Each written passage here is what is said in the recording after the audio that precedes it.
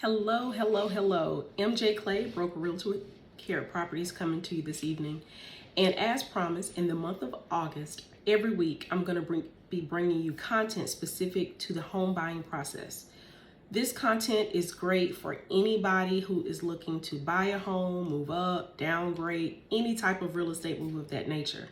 Last week, our team, over the weekend, I should say, our team had such a great retreat where we got a lot of great information, a lot of great content, and I want to make sure that I share it with you in the month of August, all the time, but specifically this month I'm focusing on home buyers. A lot of times home sellers don't think that they need to be prepared to be a home buyer, but if you're selling your home, unless you're going to live with family, you're going to also become a home buyer. So this is also for my home sellers who are looking to move to another property. So let's get started. Take a sip of water. So I sat down and I thought about, what do I want to bring you each week? And this week I want to talk about what you have to do with you before you start this process. And I'm titling this week's recording the 5 shifts that we must make in order to be prepared to go through the home buying process. The first shift, as with anything you do, is a mental shift. You're gonna have to get rid of fear. You're gonna have to get out of your head about what if this goes wrong, what if I'm not approved, what if I don't have the money. If you go through the proper steps to be prepared and to talk to a professional, you'll be ready. And so we have to get our mental aspect shifted and get rid of fear. We also, part of that process mentally is to plan, dream, plan, execute. Let me say that again. Dream, plan, execute. I want you to think about what it is you want. You want a house with a porch? You want a house with, a big tree in the back where you can put a swing? Whatever it may be. Then we're gonna map a plan. Now, we're gonna take that dream and we're gonna put it into your budget. Within your budget, here's what the plan needs to be. And then we're gonna execute. As an excellent realtor, and all my colleagues out there who are realtors, you're gonna get a plan to say, I need to do A, B, C, and D in order to become a homeowner. I'm gonna collect my documentation. I'm going to review my credit. I'm gonna get a loan approval. I'm gonna make sure that I have my down payment funds in the bank or ready to go. So we're gonna dream, plan, execute. Now, here's a big one, and there are some very dear people to my heart who I will be sharing their testimony very soon, hopefully by the end of September. But we have to let go of those past experiences. That goes with the fear issue. If you saw someone in your family try to buy a home and something happened and they did not succeed in that process, sometimes that can implant fear in us, or it can cause us to have a scar from that situation. Or maybe it was you. You tried to go through the home buying process, you went to get pre-approved and you did not get approved for a loan. And then you stopped. You said, hey, I don't want to do this anymore. And so now you have a scar from that. We got to let go of those past experiences. And that goes along with letting go of the fear.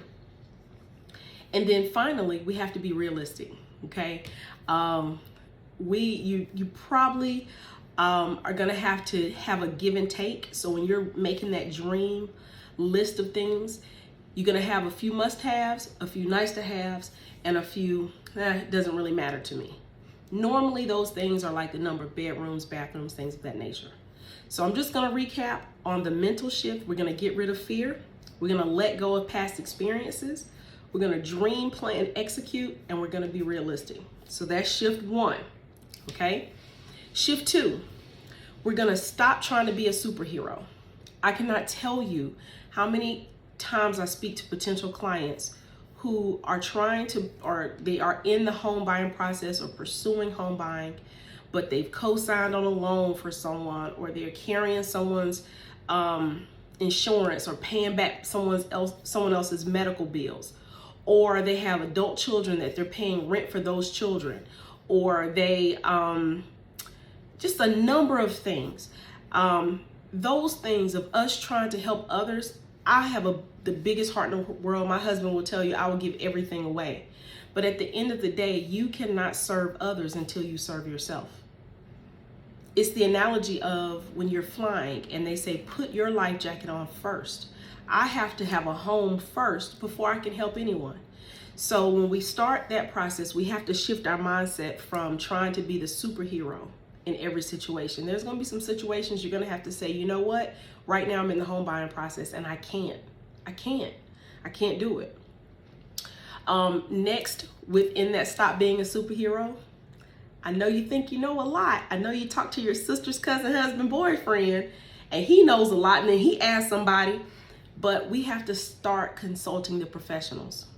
As consumers of real estate, unless you've been trained in what it takes to become a realtor, you have your, ear to the market, you're working with lenders, trust the professionals. So you have to get out of your own superhero mindset, like I know everything, and trust the professionals. In the state of North Carolina, it takes an 80-hour initial course and then 3 30-hour courses to become a realtor. And then every year we have 8 hours of continued education. I've been a realtor for 17 years. So if you add up those hours and all of the education experiences, opportunity experiences that I've had through closings, are you gonna listen to maybe my advice or maybe the guy down the street who kind of maybe doesn't know a lot of information or is going off of something he heard on YouTube? Lord Jesus, YouTube. And I'm not knocking people. Yes, of course, talk to people, get advice. But before you act on it or, have some anxiety about it, stop thinking you have to know everything. That's what the professionals are there for. Last, within the mindset of stop being a superhero, is we're going to ask for assistance. I find that a lot of people are embarrassed about their credit situation or their income or their debts. And I say to that, what point is the embarrassment if you don't seek help? You can't do it all by yourself. Just by talking to a professional, there may be opportunities or programs or just different ways of doing things that will get you over the hump. Next month, as I'm talking to my sellers, and I'll share it with everyone, I'm gonna have my husband on, and we're gonna talk about how in our process, I'll share it now.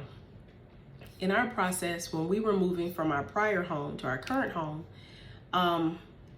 even as a real estate professional with experience and expertise, I could not figure out how to get over several humps that we were experiencing. And it took me getting out of my own head and talking to one of my colleagues and a loan officer, and they said, oh, you just do this and this, and then it's done. And when I tell you, it was like, why didn't I think of that? It was so simple. But I was so focused on the tree that I didn't see the forest. I didn't see the big picture. And because of that, because I said, you know what, let me just ask for help, I was able to come to a solution that we were able to make the move and make the transition that we were looking to make. Finally, last but not least in this, don't be a superhero. Sometimes when we have an opportunity to make financial moves, people just take them. And my advice is rank your financial moves. So if you are thinking, hey, we're doing pretty good, we got a good tax refund back, or I just got a raise at work, or I got a nice bonus, I'm gonna go buy a car. If you have not thought ahead of time about what your financial moves are, what your financial goals and plans are, remember, go back to number one, dream, plan, execute, then you're not going to, let me take this back, I don't want to be judgmental. You may make a financial move that's not in order with what your plan is, okay? So if you're thinking, I want to buy a house and a car, what should you buy first? The house, because your debt to income ratio is going to be more affected by a car payment than a car payment affected by a house payment. I've rarely heard of a situation when someone was not able to buy a car because they bought a house. But I've heard all the time where people were not able to buy a house because they bought a car. The same goes for timeshares, Bitcoin investments. What else have we seen? Just a number of things that financial moves that people make that maybe are not in line with their goals of being a homeowner or moving to their next home. So we talked about our mental shift. We've talked about stop being a superhero. We're going to talk about our credit and our debts. Now we're going to go into more detail about credit and debts later in the month. But part of what how we have to shift our thinking in order, or shift in general, is start shifting how we spend our money.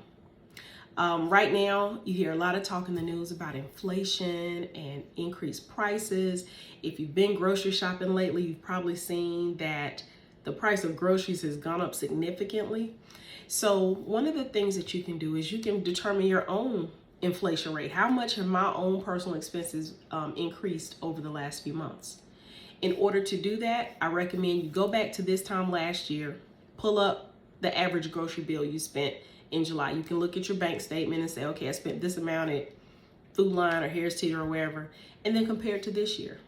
If your lifestyle hasn't changed significantly, but the price of your groceries has changed significantly, that's how you determine how much more it costs to feed yourself, your family, your household, whatever. So you're going to start shifting the way we think about things. Maybe now I need to think about using, shopping by the sale or shopping coupons, or maybe I need to cook at home more instead of eating out. Shifting how we spend our money, shifting how we charge things. I'll admit, I love a charge card. Charge it all. I will go to wherever and just charge. But I've had to learn over time that it's fun when you're shopping, but it's no fun when that bill comes. And so I've had to shift the way that I look at credit. Credit is not an end all, be all to feel better when you want to go shop and buy things. Retail therapy is real, y'all. And I get the retail high. But I've had to think to myself, I have other financial goals that are bigger than this moment. So these shoes are fabulous, but they're going to, if I charge this on my card and there's 3 or 4 more charges that come along, eventually I'm going to get to a point where I'm reaching a balance that I don't want to pay, or I'm not able to pay, or I'm being charged a lot of interest on paying, and it doesn't really make sense. And so I've had to shift my mindset about how I use credit, how I spend money. Of course, don't acquire new debt. Unless you've talked to a loan officer and you're in this process, or you're starting this process, and they say you need a new credit card, you need this account, don't go acquire new debt. A lot of people will listen to YouTube or TikTok advisors, and I'm not knocking all of them. Some of them have great advice. But they'll say, oh, you need to get this credit card or that credit card. Don't acquire new debt. Don't close any accounts. If you pay your debts off, that's fine. We should talk about that too, how you pay them off, because you just sending a check is probably not the best idea. But if you pay your debts off, that's fine. Don't close any accounts. So you don't want to open or close any accounts. And then the last thing we're going to, in shifting how we think about credit and debts includes, if you have a car payment and you look at today's interest rates on automobile loans, and they're not the smartest or the best rates available. No, if you're paying a rate that's not the best available, refinance. Refinance, get a better rate and term on your car. Refinance your credit cards. You can call your credit card companies and say, hey, my credit score is 725. I would like to renegotiate my rate on my credit card. Get it paid off sooner. So there are some things you can do there.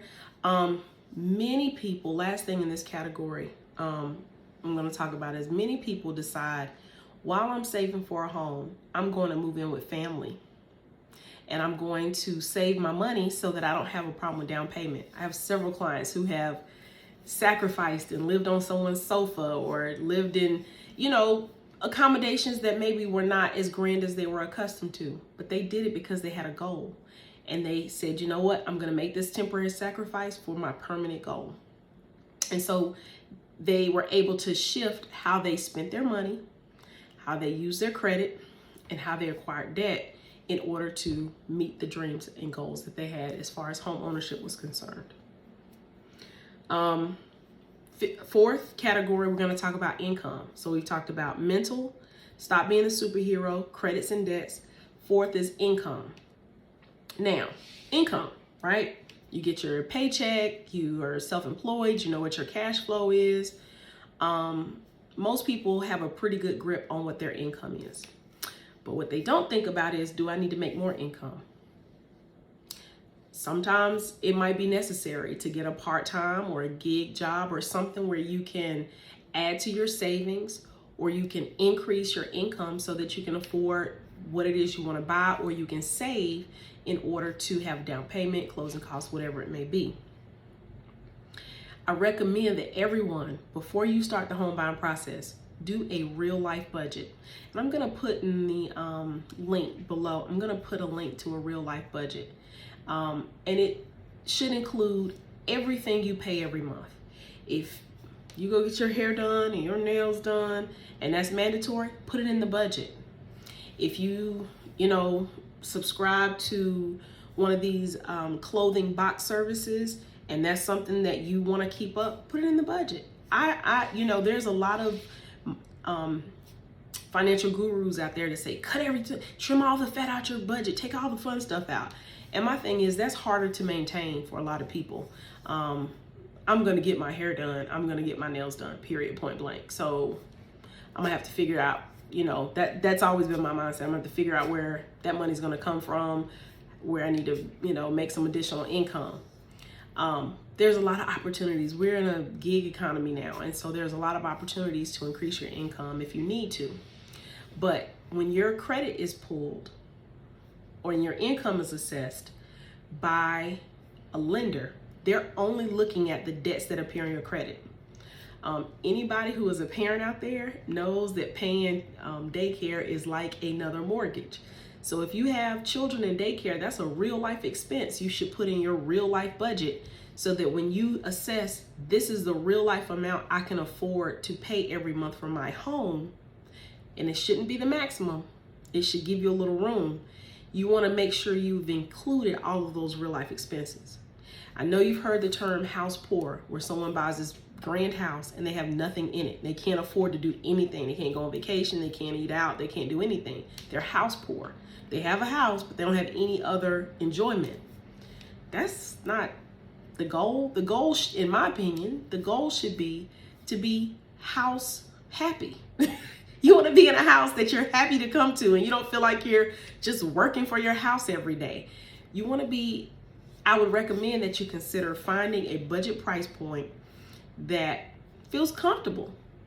If you're renting, a good place to start is what you're paying for rent. Because in Charlotte, I don't know if you all know this, but there's very few rentals available under $1,200 in Charlotte, even just one bedroom homes. And so if you're renting, or if you're in a home right now and you say, we can afford a little bit more, make sure you leave a little cushion to still live life. And make sure you leave a little cushion in case the cost of your insurance or your taxes goes up, because sometimes that happens periodically. Not very much, just a little bit, but you don't want to be at the tippy top of your budget, so that if your taxes go up an extra $50 to $75 a month, that it's going to cause you to collapse. So we talked about that. We talked about the real life budget. And you want to also consider within the income category the continuity and the contingency plan when it comes to income. And is my position safe? If I had to change employers, do I have a plan about where I'm going to go? And then as far as contingency, same thing. If one month I'm a little short, do I have a savings account that I can tap into? Do I have resources that can assist me if I'm out sick? This happens a lot with self-employed borrowers, where they don't make arrangements for if they're out of work. Everyone, considering that our world just went through a pandemic and a shutdown and virtual school, the lessons we should take away from that is to be prepared for anything. Have a savings account, have an emergency fund. I personally have had Aflac insurance, which is like a short-term disability insurance, because I didn't have that through my other employment. And it it was great. I was able to utilize that when I was had to, be out on medical leave. And so there's a lot of different things that you can put in place. There's also like mortgage insurance. It's rare, but it's there. So keep that in mind. Keep that in mind. Keep some contingency plans, and then also look at the continuity of your income. One more point on that. If you are basing your income on overtime, night shift differential, contract pay, the recommendation is that you look at the last 12 months and divide that up. There's some employees who work for in some positions that they make a lot more money in November, December, or February, or May because of the big holidays, or they make a lot more money in April because of tax season. You don't want to go just based off of those months. You want to look at what has been the average income I've made every month, and you can divide that, take that over a year time frame. Okay, so we've covered mental, stop being a superhero, credits and debts, income, and then last is preparation is key. So I'm going to encourage anyone who's thinking about making any move, whether it be a move up, a move down, starting the home buying process, start at least 12 months in advance. I know that sounds crazy. 12 months, a whole year. Yes, because you want to think about, one, how much money do I need to save? What do I need to do to reach that goal? Two, what is my current living situation and how long is that going to last? There are people who are signing leases right now, and if you're signing a lease, that's no problem. But think about, do I want to lease again? Do I want to sign another lease in a year? Right? So you want to rent with a purpose. I'm going to be here for 1 year, but at the end of this year, I'm going to be in my own home. I put it on Facebook, but I'll share. I have a client who, she had a home and we sold it about 4.5 years ago. Just life circumstances. And she moved into an apartment and said, I just need to get my mind together and think about my next move. And so she moved into an apartment. Great. She was in the apartment for the first year. It was $1,200 a month. No problem. Can afford that. The next year it went to about $1,475. A little less pleasing, but I can afford that. Paid that for 2 years. So we're on year 3 now. $1,200, $1,475. Year 4, her rent was increased to $1,710, $1,720, somewhere in that range. That's a bigger jump. Okay. Do I really want to be paying $1,700 for a 2-bedroom apartment that I get no tax credit, no equity, just paying it every month to the landlord? Finally, we had been talking about the home buying process for years, but finally she said, I'm done. I'm not signing another lease. And so it's taken a while, but I'm glad to say, and hopefully I'll be sharing her testimony as well as the other one I mentioned. But we're gonna be closing on her new home in September. Because at the end of the day, rent's not going down. If you've looked at historically what's happened in real estate, I'll send someone a $25 gift card if you can tell me one instance in the last 100 years in North Carolina, Charlotte, Concord, Huntersville, where you can track that rent has decreased. I'll send you a $25 gift card. So if you're listening, send it to me in my messages, and you've got to provide proof of the decrease, and not a promotion, actual rent decrease at an apartment complex or something of that nature, not a private landlord. But I will send you a $25 gift card. So the challenge is on there. But I'm just going to say that with preparation, start 12 months in advance. Talk to several professionals. Interview realtors. We like to be interviewed. If you consider us, every client is not going to fit with every realtor. Every realtor is not going to work with every client. I'm a big text and email person. I'm only going to typically pick up the phone and call you if it's urgent. Some clients want to be called every week. I'm probably not your realtor, to be honest with you. Some clients, I have a no a-hole policy, just to be candid. If you want to cuss people out and do all that, we're probably not going to work well together. It's just not my approach, and it doesn't work for my business, and it doesn't help me serve you better. There's some realtors who don't care. They're like, hey, if you're buying a house, I'm gonna make a commission and I'll take it. And that's just not my approach. I'm also I also highly recommend certain professionals, and like to have a working relationship with those professionals. Do I have clients that say I already have my own loan officer? Yeah, no problem. We can work together. But we've got to work together. We've got to be working together in the process. And so it takes some time to find those professionals who work together, you feel comfortable with, you have a good fit with, and then also to find a property, whether it be a pre-existing home or new construction.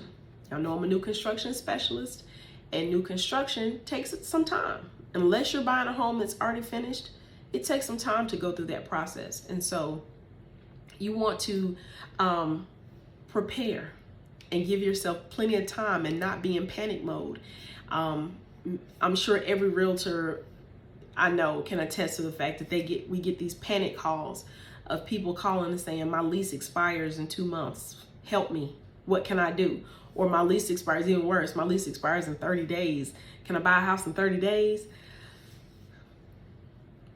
The answer is yes, but it's a little harder. And then we've got an added pressure that, you know, hopefully every peg falls in the whole the way it should. Hopefully we find the right house. Hopefully everything goes smoothly with the house, and you just don't leave yourself any time to really think and focus in that process and enjoy it. It feels panicky.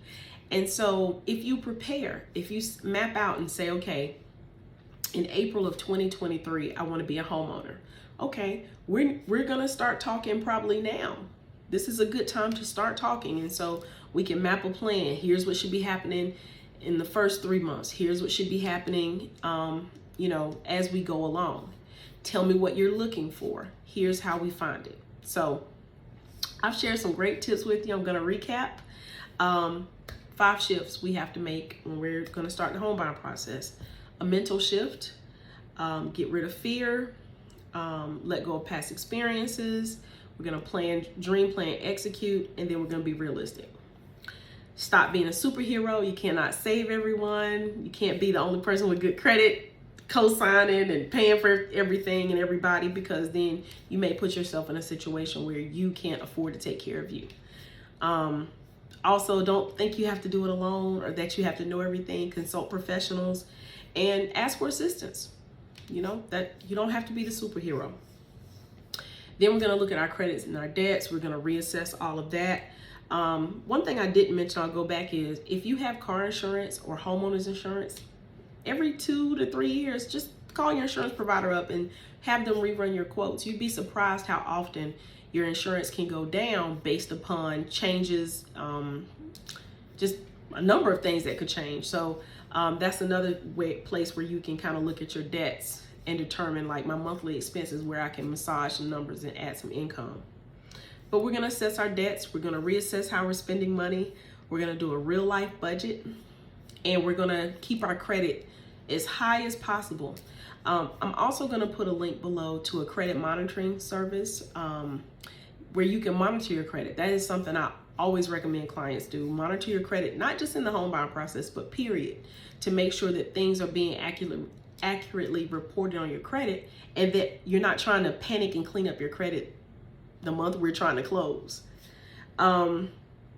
We talked about income. I just mentioned real life budget, income continuity and contingency, just having a reserve and then thinking about what will I do if this situation occurs. So you're not presented. That's another question people ask. What happens if I lose my job?